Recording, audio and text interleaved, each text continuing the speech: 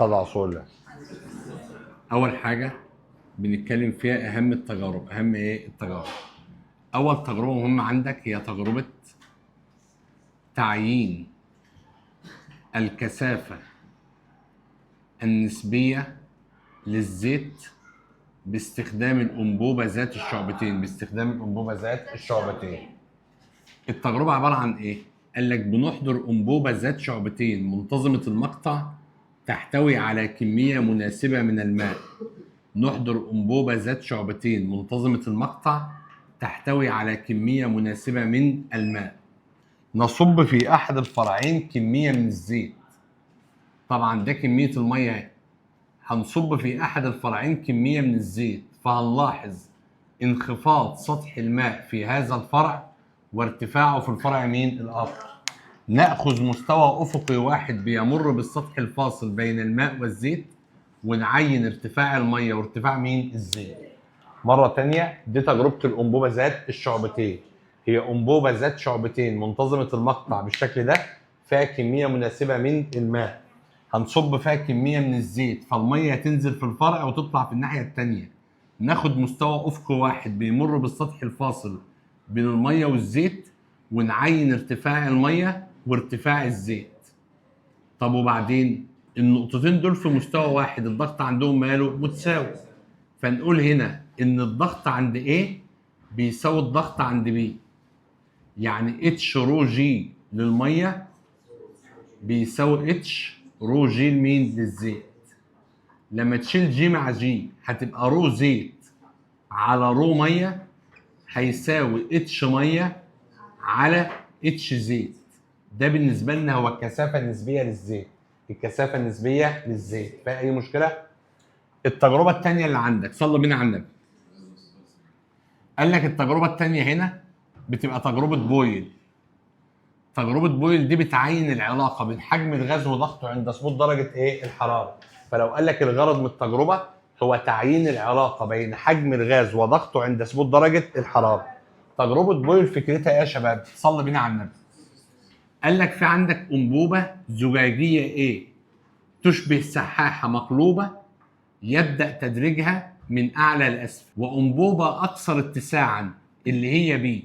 الانبوبتين دول بتوصلوا ببعض بخرطوم من المطاط بالشكل ده. طب وبعدين صلى على النبي. في طبعا عندك هنا مسطره مدرجه. طب ماشي، خطوات التجربه ايه؟ قال لك احنا هنفتح الصنبور وهنصب زئبق في الانبوبه B لغايه لما يبقى سطح الزئبق في الانبوبتين في مستوى افقي واحد. بعد ما يبقى سطح الزئبق في الانبوبتين في مستوى افقي واحد هنقفل الصنبور. نقفل الصنبور. طب وبعدين صلى بينا على النبي. المفترض ان حاليا ده الغاز المحبوس اهو. هنعين حجم الغاز اللي هو فوليوم واحد وضغطه اللي هو B واحد اللي هو بيساوي الضغط الجوي. الخطوه اللي بعدها برفع الانبوبه B الاعلى، فلما هرفع B الاعلى الزئبق هيحاول يطلع هنا، فحجم الغاز هيقل، هيبقى فوليوم 2 وعين ضغطه اللي هو B2 بيساوي B اير زائد اتش.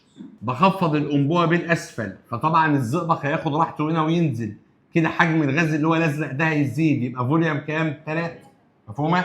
ونعين ضغطه اللي هو B3 بيساوي B اير ناقص اتش. طبعا برسم علاقه بين الضغط والحجم، بلاحظ ان حجم الغاز وضغطه بينهم علاقه ما لا عكسيه، فبستنتج ان حجم مقدار معين من الغاز بيتناسب عكسيا مع الضغط عند ثبوت درجه الحراره. التجربه الثالثه قال لك تجربه اثبات ان معامل التمدد الحجمي متساوي لجميع الغازات. ودي من اهم التجارب اللي عندك في المنهج. يعني اهم تجربتين هي الكثافه النسبيه للزيت والتجربه دي اللي هو ممكن يسالك عليها كتجربه. الباقي ممكن يجي لك اسئله على الاجهزه نفسها وده هقولها دلوقتي. يعني يسالك مثلا عن شرح جهاز شرح جهاز جولي وهتكلم عنه. صلي بينا على النبي. اثبات ان معامل التمدد الحجم متساوي بيقول لك ايه؟ بنحضر دورقين متماثلين. نحضر دورقين مالهم متماثلين. صلى على النبي. تاني اهو. بنحضر دورقين متماثلين كل منهما مسدود بسداده تنفذ منها انبوبه منثنيه على شكل زاويه قايمه بها خيط من الزئبق من 2 ل 3 سم. تاني، نحضر دورقين متماثلين كل منهما مسدود بسداده تنفذ منها انبوبه منثنية على شكل زاوية قايمة بها خيط من الزئبق من 2 ل 3 سم، إحداهما بها غاز الأكسجين والآخر به هواء أو ثاني أكسيد الكربون، كلاهما في حوض به ماء بارد. طب إيه خطوات التجربة؟ قال لك خطوات التجربة هنا إن إحنا هنصب في الحوض كمية من الماء الساخن، فهنلاحظ تحرك خيطي الزئبق للخارج مسافتين متساويتين، مما يدل على أن الحجوم المتساوية من الغازات المختلفة تزداد بمقادير متساوية عند رفع درجة حرارتها نفس العدد من الدرجات، وده بيدل ان معامل التمدد الحجمي متساوي لجميع الغازات. مفهومة؟ نحضر دورقين متماثلين كل منهما مسدود بزدادة ينفذ منها أنبوبة منثنية على شكل زاوية قايمة بها خيط زئبق من 2 ل 3 سم، احدهما مملوء بالاكسجين والاخر مملوء بالهواء او ثاني اكسيد الكربون. نصب في الحوض كميه من الماء الساخن، هنلاحظ تحرك خيطي الزئبق للخارج مسافتين متساويتين، مما يدل على ان الحجوم المتساويه من الغازات المختلفه تزداد بمقادير متساويه عند رفع درجه حرارتها نفس العدد من الدرجات عند ثبوت الضغط. الضغط. التجربه الرابعه قال لك تجربه شر، وتعال نتكلم هنا عن الغرض من تجربه شر. تجربه شر وظيفتها تعيين معامل التمدد الحجمي للغاز، تعيين معامل التمدد الحجمي للغاز. مفهومه؟ ده الغرض من جهاز شر. ممكن يستخدم جهاز شر كترمومتر غازي ثابت الضغط، ممكن يستخدم كترمومتر غازي ثابت. فمن ضمن استخدامات جهاز شر انه ممكن يشتغل كترمومتر غازي ثابت الضغط. صلى على النبي. بيتركب من جهاز شر؟ انبوبه طولها 30 سم بها قطرة من الزئبق تحبس كمية من الهواء الجاف مثبتة مع مسطرة مدرجة وترمومتر. دي المسطرة المدرجة وترمومتر داخل غلاف اسطواني من الزجاج به فتحتان إحداهما علوية والأخرى سفلية لدخول وخروج بخار الماء. طب ماشي، فين الغاز هنا؟ هرسم لك الغاز اهو. طبعا ده بالنسبه لك اهو مدخل ومخرج بخار الماء. طب وبعدين؟ قال لك الغاز هنا هو الكميه دي. شرح العمل ايه؟ قال لك احنا هنملى الغلاف الزجاجي بجليد مجروش اخذ في الانصهار في درجه 0 سليزيوس، ونعين طول عمود الغاز في درجه كام؟ 0. مفهومه؟ بفرغ الجليد ومرر بخار ميه من اعلى وانتظر لغايه لما الهواء يكتسب درجه 100 وعين حجمه في درجه كام؟ 100. بمعلوميه في 0 وفي 100 بنعين الفا في. في احتياطات بقى. اولا، واحد، لابد ان تكون الانبوبه المستخدمه في جهاز شر منتظمه المقطع، فلازم اول حاجه ان تكون الانبوبه منتظمه المقطع. ليه لازم تبقى الانبوبه منتظمه المقطع؟ حتى يكون طول عمود الهواء مقياس لحجمه. لابد ان تكون الانبوبه منتظمه المقطع حتى تكون طول عمود الهواء مقياس لحجمه. ايه كمان؟ قال لك يفضل وضع قطره من حمض الكبريتيك بدلا من الزئبق، وذلك حتى يمتص بخار الماء، لان ضغط الهواء الجاف يختلف عن ضغط بخار الماء. ثالث حاجه، ضروره غمر المستودع بالكامل في جليد مجروش ثم في بخار ماء حتى يكتسب الهواء المحبوس درجه 0 ودرجه كام؟ 100. الانتظار فتره قبل القياس حتى يكتسب الهواء درجه 0 ودرجه كام؟ 100. فيها اي مشكله؟ طبعا لازم نمرر بخار الميه من اعلى لاسفل عشان الغاز كله يكتسب درجه كام؟ 100. تمام؟ النقطه اللي بعدها قال لك خامس تجربه هنا هي تجربه جولي. تجربه جولي هنا عباره عن ايه؟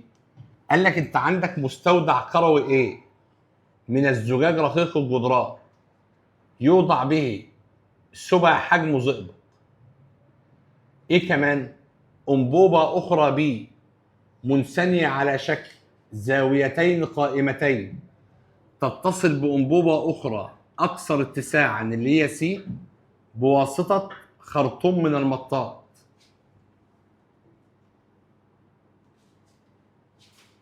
بالشكل ده. طبعا في عندي هنا مسطره مدرجه عشان تقيس ارتفاع عمود الزئبق. طب وبعدين قال لك في التجربه احنا بنصب هنا كميه من الزئبق لغايه لما الزئبق يوصل الناحيه الثانيه للعلامه اكس. فلما الزئبق يوصل هنا للعلامه اكس خلاص احنا كده حبسنا كميه من الغاز. فين الغاز اللي اتحبس؟ الغاز اللي اتحبس ماسك من هنا لغايه هنا. طب وبعدين قال لك بنحط المستودع بمحتوياته في جليد مجروش اخذ في الانصهار في درجه صفر. بعد كده بعين ضغط الغاز في درجه كام؟ صفر. بعد كده بحط المستودع بمحتوياته في على موقد مشتعل وعين بعد كده ضغط الغاز في درجه كام؟ 100. بمعلوميه بي صفر وبي 100 احنا كده عيننا البيتا بي. هنا لازم ناخد بالنا من حاجه، ان وظيفه جهاز جولي ترمومتر غازي ثابت الحجم. ترمومتر غازي ثابت ايه؟ تعيين معامل زياده الضغط. تعيين معامل زياده، لو عاوز تقول له اثبات العلاقه بين حجم بين ضغط الغاز ودرجه الحراره ممكن نقبلها عادي، في اي مشكله. النقطه اللي بعدها صلي بينا على النبي. اول حاجه لازم ناخد بالنا ان بيوضع في انتفاخ جهاز جولي سبع حجمه زئبق. لو قال لك ليه بيوضع في انتفاخ جهاز جولي سبع حجمه زئبق؟ حتى يظل حجم الغاز ماله ثابت في جميع درجات ايه؟ الحراره. مفهومه؟ لان الزياده في حجم الزئبق هتعادل الزياده في حجم الزجاج. طالب يقول لي يا استاذ طب ما ينفعش نحط سدس؟ لا. تمن؟ لا. لو حطيت حجم غاز اقل التجربه هتفشل، واكتر التجربه برضو مالها هتفشل. مفهومه؟ لازم يبقى سبع حجم انتفاخ غاز جولي ايه؟ زئبق. فاهمين ده يا اولاد؟ صلى بينا على النبي. 2 صلى بينا على النبي. ايه كمان؟ قال لك لابد ان تكون الانبوبه المنثنيه بشكل زاويتين قائمتين انبوبه ملا شعريه حتى يهمل حجم الهواء بداخلها لعدم امكانيه تبريده او تسخينه. ثالث حاجه خفض الانبوبه القابله للحركه لاسفل قبل التبريد كي لا يندفع الزئبق لداخل مين؟ المستودع. كي لا يندفع الزئبق لداخل المستودع.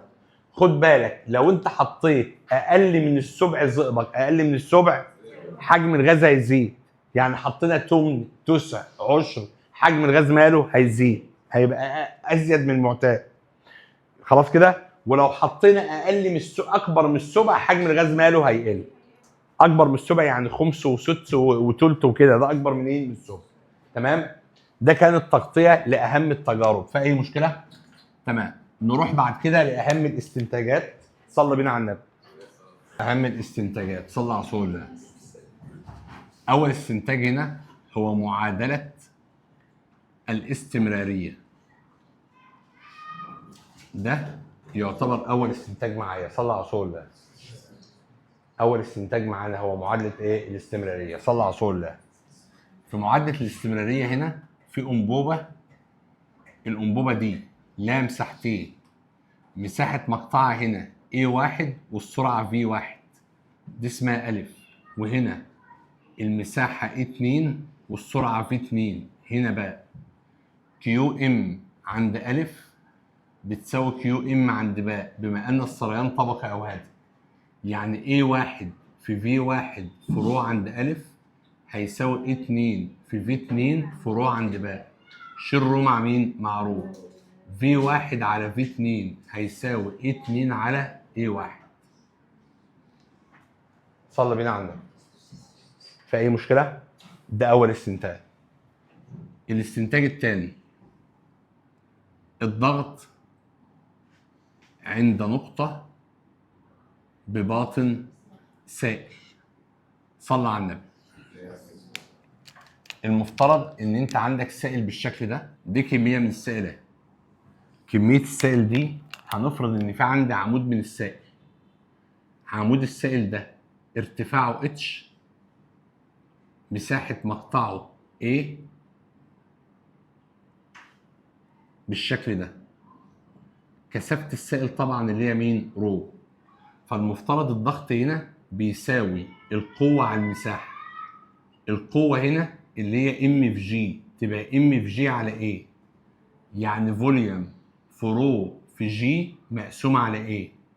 طب ما هو فوليوم في روف جي يعني اف اتش في روف ايه في جي. اف اتش في روف جي مضروبه على ايه مقسومه على ايه، شيل ايه مع مين مع ايه، هيساوي اتش في روف ايه في جي. طب لو السائل ده معرض للضغط الجوي يبقى البي هيساوي بي اير زائد اتش في روف جي. بي هيساوي بي اير زائد اتش في رو في جي. ده الضغط عند نقطه باطن سائل. النقطه الثالثه، صلى على النبي، القانون العام للغازات، وده من اهم الاستنتاجات. صلى على النبي. في استنتاج القانون العام للغازات المفترض ان فوليوم حجم الغاز طرد مع او عكس مع البي عند ثبوت درجة الحرارة، وان فوليوم طرد مع التي عند ثبوت الضغط. يبقى فوليوم طرد مع تي وعكس مع بي، يبقى فوليوم بيساوي ثابت في تي على بي. كده بنقول ان بي فوليوم على تي بيساوي مقدار ايه ثابت. يعني بي واحد في واحد على تي واحد ده المفروض بيساوي بي 2 في 2 على تي 2. ده استنتاج القانون العام للغازات. استنتاج القانون العام للغازات في اي مشكله؟ تمام. ده ثالث اهم استنتاج عندك في المنهج. في اي مشكله؟ دي كانت اهم الاستنتاجات. عايز في اي حاجه؟ تمام. نروح للنقطه اللي بعدها، العلاقات البيانيه. صلى على النبي. همسكها فصل بفصل. في الفصل الثاني اللي هو الحركه في خط ايه مستقيم. طبعا الفصل الاول في قياس الفيزياء وكده طبعا مش فيه علاقات بيانيه مهمه يعني. الفصل الثاني اولا العلاقه دي تعبر عن جسم ساكن. جسم ايه ساكن. جسم ساكن هنا يعني المفترض ان سرعته بكام بصفر. فبالتالي لو عندك جسم ساكن فانت لو هتعبر عنه بعلاقه بين السرعه والزمن هتبقى السرعه بالشكل ده بكام يا اولاد؟ بصفر. مفهومه؟ طبعا لو السرعه هنا بصفر طبعا العجله بكام؟ بصفر. طب ماشي. النقطه الثانيه المفترض ده جسم بيتحرك بسرعه منتظمه. جسم بيتحرك بسرعه بيبعد عن نقطه البدايه، وبالتالي لما اجي امثلها بسرعه منتظمه هنا كعلاقه بين السرعه والزمن ده المفترض سرعه منتظمه بالشكل ده. ايه كمان؟ لو عندك علاقه هنا بين الازاحه والزمن بالشكل ده دي برضو سرعه منتظمه، بس بدل ما بيقرب من نقطه البدايه ده بيبعد عن نقطه ايه البدايه، وبالتالي هنا السرعه بتاعته بس بتبقى منتظمه سالبه. منتظمه ايه سالبه. دي الحالات اللي فيها سرعه منتظمه. دي الحالات اللي فيها سرعه منتظمه سواء موجبه او سالبه. طب ماشي. اما بالنسبه للعجله صلى على النبي. اسمعني بقى هنا. لو عندك علاقه فيها زمن وفيها ازاحه ده المفترض جسم بيبعد عن نقطه البدايه ده سرعته منتظمه ولا متغيره؟ متغيره. طب ماشي. تلاحظ ان سرعته كانت صغيره طول ما هو بيبعد سرعته ملا بتزيد. فلما بنيجي نمثلها كعلاقه بين السرعه والزمن فانت لو هتمثلها علاقه بين السرعه والزمن المفترض السرعه بتزيد بايه؟ بانتظام. طب لو همثلها كعلاقه بين العجله والزمن هنا بنقول ان هي عجله منتظمه موجبه. عجله منتظمه موجبه. العكس صحيح. لو عندك علاقه بين الازاحه والزمن بالشكل ده دي سرعه او دي سرعه متغيره، بس السرعه المتغيره دي غير اللي فوق. هنا كانت بادئه كبيره وبتقل. يعني المفترض ده كسرعه وزمن هقول ان هي سرعه بتتناقص بانتظام. يعني هي المفترض تبقى عجله منتظمه سالبه. فتلاحظ ان العجله المنتظمه السالبه متمثله بالشكل ده. مفهومه؟ العجله زي القوه بالظبط. يعني لو هو بيمثل عجله كانه بيمثل قوه محصله بالظبط. هي بالظبط. العجله كانها قوه ملا محصله. مفهومه؟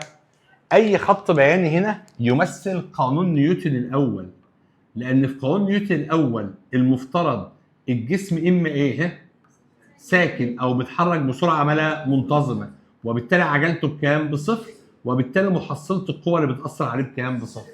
لكن دي كلها حالات تمثل قانون نيوتن الثاني في قوه محصله بتاثر على ايه؟ على الجسم. في اي مشكله؟ تمام. صلي بينا على النبي. لازم ناخد بالنا من حاجه في الفصل ده برضو ان في علاقه ما بين السرعه والزمن. السرعه وايه؟ المساحه اللي تحت المنحنى هنا تمثل الازاحه. فهنا المساحة تحت المنحنى تمثل الإزاحة. تمثل إيه؟ خد بالك من حاجة، إنك لو عندك علاقة بين العجلة والزمن، العجلة وإيه؟ فالعجلة والزمن هنا المساحة تحت المنحنى، المساحة تحت المنحنى تمثل التغير في السرعة. يعني لو قالك أنا عاوز سرعته بعد زمن كذا هتضرب الطول فين؟ في العرض. وخد بالك من الفصل الثالث برضه بس هقولها هنا، لو عندك علاقة ما بين دلتا بي أو كمية التحرك والزمن، العلاقة بين كمية التحرك والزمن هنا المفترض هنا ده يمثل الاف، المساحة تحت المنحنى تمثل محصلة القوة. محصلة ايه؟ القوة. دول 3 حاجات فيهم مساحة أسفل منحنى، مساحة أسفل منحنى. صلى بينا على النبي. في الفصل الرابع أو الفصل الثالث اللي هو قانون نيوتن الأول والثاني وإيه؟ والثالث. طبعا قانون نيوتن الأول ده بيختص بأي جسم ماله ساكن أو أي جسم ماشي بسرعة منتظمة. أنت عندك أول حاجة لو جايب لك علاقة بيانية بين كمية التحرك والزمن كده، دي تعتبر قوة موجبة. هنا قوة مالها سالب، هنا قوة في اتجاه الحركة وهنا قوة عكس اتجاه الحركة. مفهومة؟ أي علاقة فيها كمية تحرك كأنها علاقة فيها سرعة. تمام؟ خد بالك برضو قلت لك البي والتي المساحة هنا بتساوي الاف. خد بالك بقى من حاجة، إن لو جاب لك علاقة بين اف وايه غير لما يجيب لك علاقة بين ايه واف. بين اف وايه هنا الميل بيساوي ام، الميل بيساوي ايه؟ اما هنا الميل مش بيساوي ام، الميل بيساوي ايه بقى؟ 1 على ام. يعني اللي ميله اكبر هو اللي كتلته اقل، واللي ميله اقل كتلته ايه؟ اكبر. يعني هنا كتله 2 اكبر من كتله 1، لو كانت هنا كانت كتله 1 اكبر من كتله ايه؟ 2. مفهومه؟ دي من اهم العلاقات البيانيه في الفصل مين؟ الثالث. نروح للفصل الرابع اللي هو السريان. كثافه المفترض ان رو بتساوي ام على فوليوم، رو بتساوي ام. فلو جايب لك علاقه بين ام وفوليوم ميلها بيساوي رو، ميلها بيساوي رو. بس خد بالك لو جايب لك علاقه بين فوليوم هنا وام هنا، فلو فوليوم وام هنا الميل بيساوي ايه؟ 1 على رو، 1 على رو. لكن مهما الكتله اتغيرت او الحجم اتغير الكثافه تظل مالها ثابته. ايه كمان في السريان برضو خد بالك العلاقه ما بين كيو ام وكيو في، المفروض العلاقه دي الميل بتاعها بيساوي رو. لكن لو جايب لك علاقه فيها كيو في وكيو ام دي برضه بس الميل بتاعها بيساوي ايه بقى؟ 1 على رو. فناخد بالنا من النقطتين دول كويس. تمام؟ كيو ام وكيو في ميلها بيساوي رو، كيو في وكيو ام ميلها 1 على رو. ايه كمان لو جايب لك علاقه بين فوليوم وتي، هنا ميلها بيساوي كيو ام كيو في، وميلها ممكن يساوي كيو ام على رو، ده او ده صح. طب ماشي، صلى على النبي. لو عندك علاقه ما بين السرعه ومقلوب المساحه زيها برضه، السرعه ومقلوب المساحه ميلها بيساوي كيو في، ميلها بيساوي كيو في. خد بالك من الحاجات اللي ملهاش عوامل زي ايتا، ايتا ما بتعتمدش على الاف ولا الدي ولا الاي ولا الفي، ايتا هنا بيظل ايه؟ ثابت. تمام. في خواص المواقع الساكنه اشهر علاقه بيانيه عندك في المنهج بي واتش. ايه الفرق بين الاثنين؟ صلى على النبي. اولا لازم نعرف ان اكس ده في اناء مغلق غير معرض للضغط الجوي، اما واي ده اناء ماله مفتوح. النقطه زد تمثل الضغط الجوي، الضغط ايه؟ الجوي. دول 3 نقط مهمين معاك. الميل بتاع اي علاقه فيهم بيساوي رو في جي، ميل اي علاقه فيهم بيساوي رو في جي. فاي مشكله؟ اي علاقه سواء دي او دي ميلها ثابت اللي هو رو في ايه؟ في جي. في الانبوبه ذات شعبتين خد بالك لو جاب لك اتش للميه على اتش للسائل فالميل هنا بيساوي الكثافه النسبيه. خد بالك من ده ضروري، الميل بيساوي الكثافه النسبيه. في قوانين الغازات بصوا معايا، المفروض في قانون بويل فوليوم وبي بتبقى علاقه مالها عكسيه. لو ضرب في واحد في بي واحد هي نفسها لما يضرب في 2 في بي كام؟ 2. ده في قانون بويل. يبقى بي 1 في 1 ده هيساوي بي 2 في كام؟ 2. العلاقة دي مهمة في منتهى الأهمية، درجة الحرارة والفوليوم. ممكن تجي لك مرسومة لغاية هنا بس. النقطة دي اكس والنقطة دي مين؟ واي. أولا واي هنا يمثل حجم الغاز في درجة صفر. اكس تمثل الصفر المطلق. قيمة اكس دي سالب 273 درجة ايه؟ سيليزيوس. لما اجي اعرفها هي درجة الحرارة التي ينعدم عندها حجم الغاز نظريا عند ثبوت مين؟ الضغط. طبعا مين العلاقة؟ الفا في صفر. زيها بالظبط لو جاب لك علاقة بين البي والتي، العلاقة جاية كده، مفهومة؟ صلى بينا على النبي. المفترض هنا برضو اكس وهنا واي. الواي هنا بيمثل الضغط في درجة صفر، والاكس بتمثل الصفر المطلق، قيمتها سالب 273 درجة سليزيوس. تعرفها هي درجة الحرارة التي ينعدم عندها ضغط الغاز نظريا عند ثبوت الحجم. ضغط الغاز ايه؟ عند ثبوت الحجم. مين العلاقة؟ بيساوي بيتا بي في بي صفر.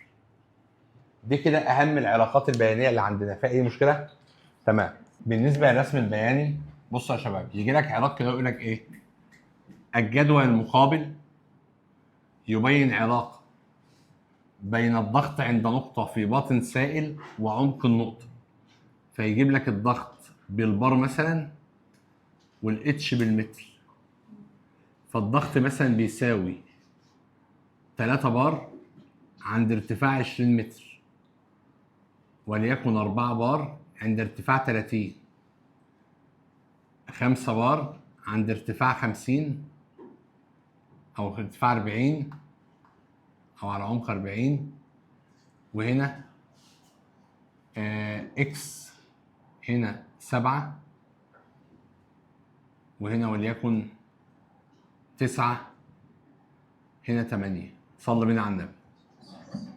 أول حاجة بيقول لك ألف، ارسم علاقة بيانية بين الضغط على الرأسي والعمق على الأفقي. ومن الرسم البياني أوجد ألف الضغط الجوي، ب قيمة إكس، ج كثافة ماء البحيرة. صلى بينا على النبي. إزاي نرسم الرسم البياني؟ صلى على النبي. أول حاجة أنا عندي محورين، محور رأسي ومحور إيه؟ أفقي. ده المحور الرأسي وده المحور الأفقي أهو. صلى بينا على النبي. المحور الرأسي هنا بادئ المفترض بواحد، 2، 3، 4، 5، 6، 7، 8، 9، واخره الضغط بالبار. الافق ماليش دعوه بقى ان هو بادئ من اول 2، ماليش فيه. هقول 1، 2، 3، 4، 5، 6، 7، 8. ده اتش بالمتر. نبدا نحط الارقام. صلى بينا على النبي. ال20 هنا، او ده طبعا معلش 10 20 معلش يا شباب، 30 40 50 60 70 80. خلاص 20 قصادها 3، فاطلع من عند ال20 اعمل نقطه قصاد مين؟ ال3. بعد كده 30 قصادها 4، بعد كده 40 قصادها 5. خلاص، ومفيش 50 هنا، في 80 قصادها كام؟ قصادها 9. 80 هنا قصادها كام؟ 9. ابدا امد النقط دي مع بعض كده بالقلم اهو. صلى بينا على النبي. كده احنا رسمنا العلاقه اهو. صلى بينا على النبي. قال لك اول حاجه هات الضغط الجوي. هات الضغط ايه؟ الضغط الجوي هو الجزء المقطوع من المحور الرأسي. الجزء المقطوع من المحور الرأسي. الرأس مقطوع منه كام؟ 1. فنقول ان الضغط الجوي بيساوي 1 بار. 1 كام؟ بار. النقطه الثانيه قال لك انا عاوز قيمه اكس. قيمه ايه؟ اكس اجيبها ازاي؟ اكس قصاد ال7. باجي من عند ال7 كده اهو وبنزل، بتلاقي ان اكس طلعت بكام؟ ب60. فالاكس دي بتساوي 60 متر. قيمه كثافه ماء البحيره، صلى على النبي. قال لك انك بتجيب 2 ميل، الميل الفيزيائي والميل الرياضي. الميل فيزيائيا بيساوي روف جي، بيساوي روف ايه؟ اما الميل رياضيا فرق الصاد على فرق السينات. تجيب الميل رياضيا ازاي؟ صلى على النبي. تعمل مثلث كده اهو مثلا اهو. هو يا جماعه المحور الرأسي كان واحد بقى كام؟ فاقول 4 ناقص 1، بس ده بالبار اضرب في 10 اس كام؟ 5. والمحور الافقي كان صفر بقى كام؟ 30. 30 ناقص صفر. طب ما هو عجله الجاذبيه المفروض هيكون جايبها لي بكام؟ ب 10. اقدر اجيب له هنا الكثافه غالبا هتطلع 1000 كيلو جرام على متر ايه؟ مكعب. مفهومه؟ اوعك تبدا هنا 20 30 40، لا انت بتبدا بشكل ماله منتظم. وهنا مش معنى ان هو بادئ من عند الثلاثه تبدا 3، لا انا ببدا 1 2 3 وهكذا. لو قال لك انا عايز مثلا قيمه اكس، ما اجيبهاش من الجدول، انا بجيبها من الرسم. الرو ما بحسبهاش، انا بجيبها برضه من الرسم ايه؟ البياني. هو ما قالش من الجدول اوجد، قال لك من الرسم البياني ايه؟ اوجد. مفهومه؟ تمام؟ تمام. يلا عشان ناخد القوانين. بصوا معايا، صلى على رسول الله. برضه الفصل الاولاني كقوانين، يعني مش شايف فيه قوانين بس الابعاد والكلام ده كله، والتحويلات احنا قلناها كتير. دايما في التحويلات انا بقسم اللي بحول منه على اللي بحول اليه، بقسم اللي بحول منه على اللي بحول اليه، وقتلنا الموضوع ده بحثا في حته ايه؟ التحويلات. تمام كده؟ صلى على النبي. النقطه اللي بعدها مثلا لما نيجي نقول مثلا في دروس السرعه، قلنا يا جماعه ان السرعه بتساوي فرق الازاحه على فرق ايه؟ الزمن. ولازم ناخد بالنا ان السرعه المتوسطه، السرعه ايه؟ المتوسطه دي بتساوي الازاحه الكليه على الزمن الكلي. ازاحه كليه على زمن. قلنا في طريقه ممكن تقولها ان دي 1 زائد دي 2 على في على دي 1 على في 1 زائد دي 2 على في 2. هو هنا ما بيجيبش الزمن، او يقول لك في 1 تي 1 زائد في 2 تي 2 على مجموع الازمنه. دي بستخدمها في ايه؟ لما يقول لك مثلا ايه؟ يقول لك قطع شخص مسافه دي بسرعه 2 في، ثم مسافه 3 دي بسرعه في. هنعوز السرعه المتوسطه، تيجي بالطريقه دي. ايه كمان؟ قال لك برضه خد بالك ان السرعه المتوسطه بدلاله العجله هي اي تي على الاثنين. اي تي على كام؟ على الاثنين. طب ماشي، صلى على النبي. تقدر تجيبها من اي رسم بياني برضه، يعني مثلا لو عندك علاقه بين ازاحه وزمن، ودي مثلا متغيره كده، هنا اخر ازاحه على اخر زمن يجيب لك سرعه متوسطه، سرعه مالها متوسطه. ده كان السرعه المتوسطه. بالنسبه للعجله، الاي بتساوي في فاينل ناقص في انيشيال على تي. في فاينل ناقص في انيشيال. ناخد بالنا ان هو لو بدا من سكون بدا منين؟ يعني في انيشيال بكام؟ بصفر. لو قال لك توقف عن الحركه يبقى في فاينل بكام؟ بصفر. لو قال لك ان هو بيتحرك بعجله سالبه فلازم تعوض عن العجله بايه؟ بالسالب. ايه كمان؟ في قوانين نيوتن، قانون نيوتن الاول، صلي بينا على النبي. طبقا لقانون نيوتن الاول القوه المحصله بكام؟ بصفر. فبالتالي قانون نيوتن الاول بيقول ان محصله القوه المؤثره على الجسم بكام؟ بصفر. طب لما اجي اتكلم عن قانون نيوتن الثاني، خد بالك في قانون نيوتن الاول هنا محصله القوه بصفر وليست القوه نفسها بصفر. يعني ممكن لو اثر، يعني مثلا لو في عربيه اتاثرت بقوه 100 نيوتن فمشت بسرعه منتظمه، معناه ان الاحتكاك كام نيوتن؟ 100، عشان تبقى المحصله بكام؟ بصفر.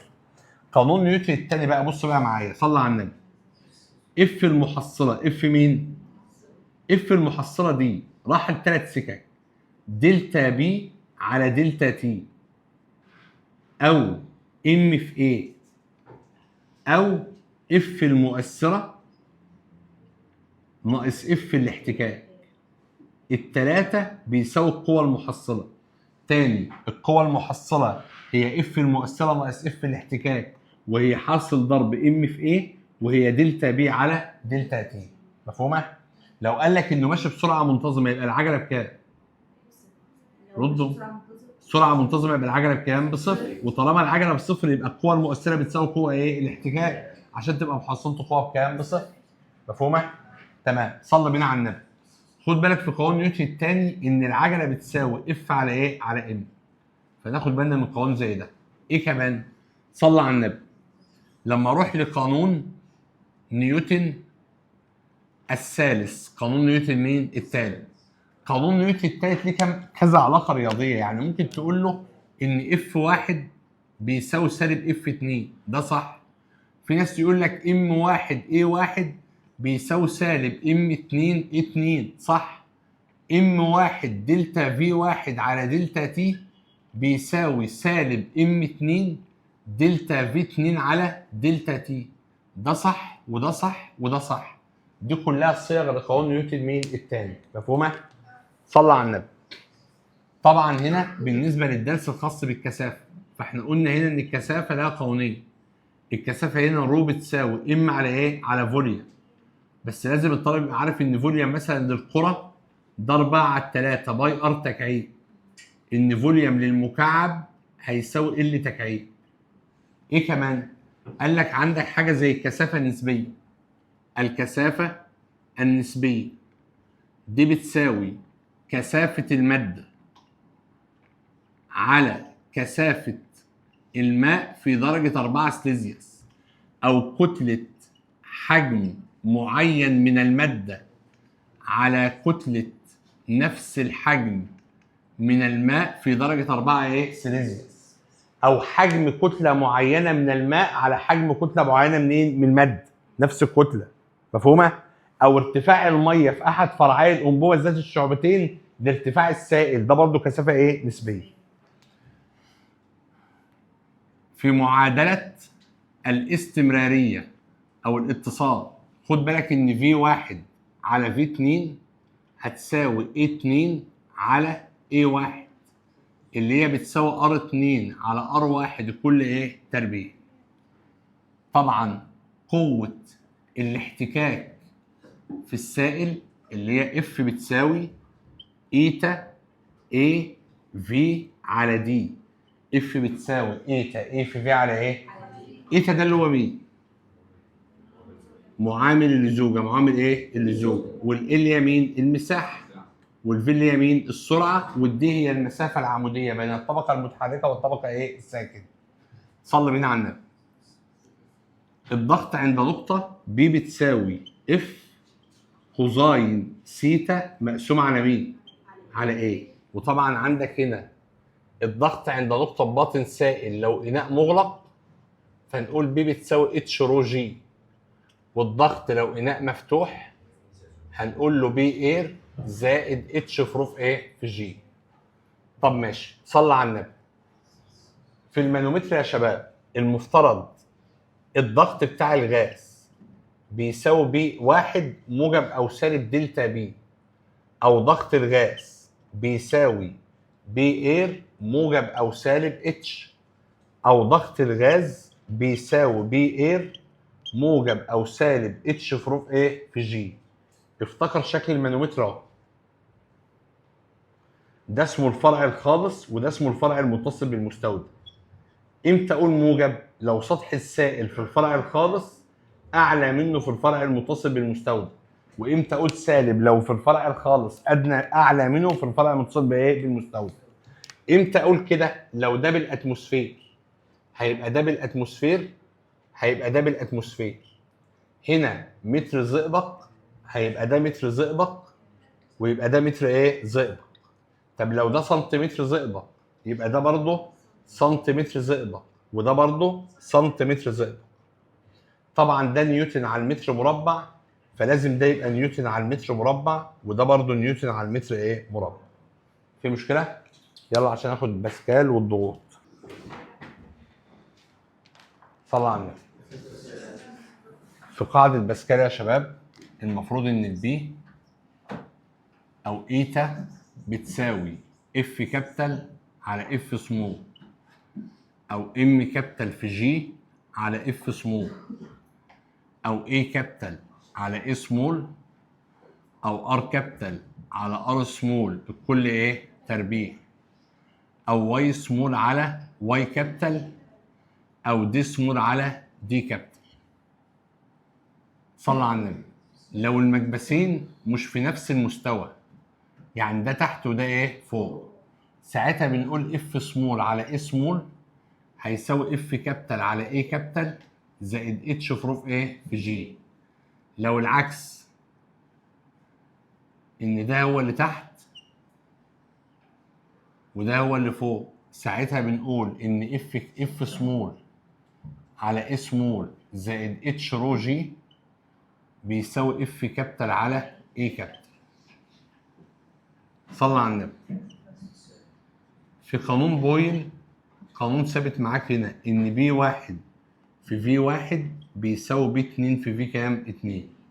ولكن ممكن هنا يبقى في خلط، نقول بي واحد في واحد زائد بي 2 في 2 بيساوي بي داش في داش. خد بالك لو قال لك ان انبوبه مفرغه يبقى ضغطها بكام؟ بصفر. ايه كمان؟ قال لك هنا في قانون شر. قانون شر هنا بيقول ان في واحد على تي واحد بيساوي في 2 على تي 2 بيساوي دلتا في على دلتا تي. خد بالك ان التي واحد دي لازم تبقى بالكلفن والتي 2 هنا بالكلفن، اما دي ممكن تبقى سليزيوس او كلفن عادي. ولو طلب منك معامل تمدد الحجم يبقى في واحد على في 2 هيساوي 1 زائد الفا في تي واحد على 1 زائد الفا في تي كام؟ 2. ولو طلب مني قانون، طبعا التي واحد والتي 2 دي بالسليزيوس خلاص، في قانون الضغوط صلى على النبي، بي واحد على تي واحد بيساوي بي 2 على تي 2 بيساوي دلتا بي على دلتا تي. وطبعا لو قلنا بي واحد على بي 2 هتساوي 1 زائد بيتا بي تي واحد مقسوم على 1 زائد بيتا بي تي كام؟ 2. خلاص كده؟ دي كانت أهم القوانين. في أي مشكلة؟ في شوية ملاحظات بقى. صلى على رسول الله. بصوا معايا. أول حاجة في الفصل الأول مثلا صلى على رسول الله، في عندك مثلا الفرق بين القياس المباشر والقياس الغير إيه؟ مباشر. إن القياس المباشر لا يتم التعويض في علاقة رياضية، والقياس المباشر يتم التعويض في علاقة إيه؟ رياضية. لازم لما نيجي نبص على تدريج يبقى خط رؤية ماله؟ عمودي. لو خط الرؤية مايل هيحصل خطأ فين؟ في القياس. مفهومة؟ طبعا بعد كده بنتكلم في القدمة ذاتها ايه؟ الورانية، بتقيس الأطوال الصغيرة بدقة عالية. في درس السرعة ودرس العجلة خد بالك في درس العجلة إن لو اتجاه السرعة نفس اتجاه العجلة السرعة بتزيد، لو اتجاه السرعة عكس العجلة السرعة بتقل. إذا كان اتجاهي السرعة والعجلة موجبين السرعة مالها تزيد، إذا كان اتجاهي السرعة والعجلة سالبين السرعة تزيد. لو اتجاه السرعة واتجاه العجلة موجب وسالب أو سالب وموجب السرعة مالها تقل. مفهومة؟ تمام. مخطط الحركة وتمثيل لحركة الجسم عن طريق التقاط سلسلة من الصور مين؟ المتتابعة. وإن أصور الصور دي في لقطة إيه؟ واحدة. هسجلها في لقطة واحدة. في نقطة كمان برضو معانا صلى على النبي. في قوانين نيوتن القصور الذاتي هو ميل الجسم الساكن للبقاء في حالة ايه؟ السكون، وميل الجسم المتحرك للاستمرار في حالة الحركة. المفترض القصور الذاتي للجسم بيزيد كل ما كتلة الجسم لا بتزيد. مفهومة؟ استمرار مروحة في الدوران بعد انقطاع التيار الكهربي بسبب القصور الذاتي. لو سألك عن العلاقة الرياضية لقانون القصور الذاتي هي نفسها العلاقة الرياضية لقانون نيوتن مين؟ الأول. في أي مشكلة؟ تمام. في قانون نيوتن الثاني تتهشم بيضة عند سقوطها على الأرض ولا تتهشم عند سقوطها على وسادة. كل ما زمن التغير في كمية التحرك بيزيد القوة مالها بتقل، كل ما زمن التغير في كمية التحرك بيقل القوة بتزيد. في أي مشكلة؟ النقطة الثالثة صلى بينا على النبي. قلنا برضو هنا في قوانين نيوتن اف بتساوي دلتا بي على دلتا تي. اف بتساوي دلتا بي على دلتا تي. في أي مشكلة؟ تمام. صلى بينا على النبي. في قانون نيوتن الثالث في فرق ما بين اطلاق صاروخ الفضاء وحركه صواريخ الفضاء بعد خروجها من الجاذبيه. اطلاق صاروخ الفضاء ده تطبيق لقانون نيوتن الثالث، اما حركه صواريخ الفضاء بعد خروجها من الجاذبيه ده تطبيق لقانون نيوتن مين؟ الاول. في اي مشكله؟ النقطه اللي بعدها صلى بينا على النبي. قال لك هنا برضو في درس الكثافه علل تغير الكثافه من عنصر لاخر كم سبب؟ 2. الاختلاف في الوزن الذري والجزيئي والاختلاف في المسافات بين الذرات وايه؟ والجزيئات. الكثافه النسبيه ملهاش وحده قياس وبيسموها الوزن النوعي. كثافه الدم في الشخص السليم من 1040 ل 1000 وكام و60، لو زادت دل على زياده تركيز خلايا ايه الدم، ولو قلت دل على نقص تركيز خلايا الدم. تمام. كثافه البول في الشخص السليم 1020 لو زادت دل على زياده تركيز الاملاح. بعد كده ليه سرعه الدم في الشعيرات الدمويه اقل منها في الشريان الرئيسي رغم ان مساحه مقطع الشعيره اقل من مساحه مقطع الشريان؟ لان مجموع مساحات مقاطع كل الشعيرات اكبر من مساحه مقطع الشريان مين الرئيسي. برضه في اللزوجه لو قال لك العوامل اللي بتتوقف عليها السرعه النهائيه لسقوط كره الدم الحمراء، المفترض الكره دي بتتاثر بكام قوه؟ 3، وزنها الاسفل والدفع الاعلى والاحتكاك لايه؟ لاعلى. محصله القوه بكام؟ بصفر. فبالتالي السرعه النهائيه طرد مع مربع نص قطر كره الدم الحمراء. فلو قال لك ايه العوامل اللي بتوقف عليها سرعه الترسيب؟ مربع نص قطر كره الدم ايه الحمراء. مفهومه؟ خد بالك ان المفترض سرعه الترسيب الصغيره خلاص ممكن تبقى صغيره في مرضى ايه الكبيره في مرضى الحمى ايه الروماتيزميه، وصغيره في مرضى ايه الانيميا. خلاص كده صلى على النبي. يبقى الانيميا هنا بتجيب لك تشخصها بطريقتين، يا اما من خلال الكثافه لو الكثافه اقل من 1040، يا اما من سرعه الترسيب لو سرعه الترسيب مالها قليله. خلاص كده. النقطه اللي بعدها صلي بينا على النبي. لازم نعرف ان معامل اللزوجه بيعتمد على نوع السائل ودرجه ايه الحراره، ما بيعتمدش على قوه الاحتكاك ولا المسافه ولا البعد العمودي. خلاص. ايه كمان؟ قال لك معامل اللزوجه بيقل بارتفاع درجه الحراره، بيقل بارتفاع درجه ايه الحراره. صلي بينا على النبي. الاكبر سرعه الميه في الترع في المنتصف ولا قرب الشط؟ في المنتصف، لان قرب الشط بتقترب الطبقه المتحركه من الطبقه الساكنه فالمسافه بتقل فالاحتكاك ماله بيزيد. في المنتصف بتبتعد فالاحتكاك بيقل فالسرعه مالها بتزيد. الاكبر سرعه سقوط كره كبيره في سائل لزج ولا سرعه سقوط كره صغيره؟ لا كبير، لان سرعه الترسيب طرد مع مربع نص قطر الكره. صح؟ صح ولا غلط؟ فكل ما نص قطر بيزيد سرعه الترسيب مالها بتزيد. تمام. سرعه الميه في الميه بقى مش الكره، الميه في الترع عند القاع اكبر ولا قرب السطح؟ لا عند السطح، لان عند القاع بتقرب الطبقه المتحركه من الطبقه الساكنه فالمسافه بتقل فالاحتكاك ماله بيزيد. السائل نفسه سرعته اكبر بعيد عن المكان الساكن، فالسرعه في النص اكبر من الاطراف، اكبر من عند الجدران. في السطح اكبر من القاع لان القاع ده مكان ساكن. الهواء في الشارع قليل، في الادوار العليا كتير، في الشارع بنقرب من الطبقه الساكنه. نروح لحته ثانيه بقى، الكور المفترض السرعه طرد مع مربع نص ايه القطر. تمام كده. قال لك بعد كده برضو المفترض في درس الضغط عند نقطه باطن ايه سائل. طبعا بيلبس الغواص او بيتنفس الغواص هواء مضغوط، لانه بيعادل الضغط على الاتيه مع الضغط ايه الخارجي، وان كل النقط اللي واقعه في مستوى واحد الضغط عندها ماله متساوي. فلما يقول لك امتى يكون فرق الضغط بين نقطتين بيساوي صفر؟ لما يكونوا في مستوى افق ايه واحد. مفهومه؟ تمام. المفترض الاساس العلمي للانبوبه ذات الشعبتين او المانومتر او البارومتر هو ان جميع النقاط اللي بتقع في مستوى افق واحد الضغط عندها ماله متساوي. النقطه اللي بعدها صلي بينا على النبي. النقطه اللي بعدها في البارومتر. البارومتر هنا ارتفاع السائل في البارومتر طرد مع الضغط الجوي وعكس مع فراغ تورشيل. فانا كل ما بطلع لفوق الضغط الجوي بيقل فطول فراغ تورشيل ماله بيزيد، كل ما انزل لتحت الضغط الجوي بيزيد ففراغ تورشيل ماله بيقل. مفهومه؟ لو وضعنا البارومتر في غرفه مفرغه من الهواء بينهار الزئبق في البارومتر وتصبح الانبوبه كلها فراغ ايه تورشيل. ودي نفس النتيجه لو انا كسرت الجزء العلوي في البارومتر هيحصل نفس النتيجه. ارتفاع السائل في البارومتر ما بيعتمدش على اماله الانبوبه ولا بيعتمد على مساحه مقطع مين الانبوبه. تمام يا ولاد فاهمين؟ نقطه كمان صلي بينا على النبي. في باسكال صلى على رسول الله. لو قال لك ليه لازم يبقى السائل المستخدم خالي من الفقاعات الغازيه كي ينتقل الضغط بتمامه ولا يستهلك في انقاص حجم ايه الفقاعات، وتطبق قاعده باسكال على السوائل ولا تطبق على الغازات، لان السوائل غير قابله للانضغاط اما الغازات قابله لايه للانضغاط. مفهومه؟ طبعا بالنسبه لنا هنا بنحط في سبع انتفاخ جهاز جول الزئبق خلاص حتى يظل حجم الغاز ماله ثابت في جميع درجات الحراره.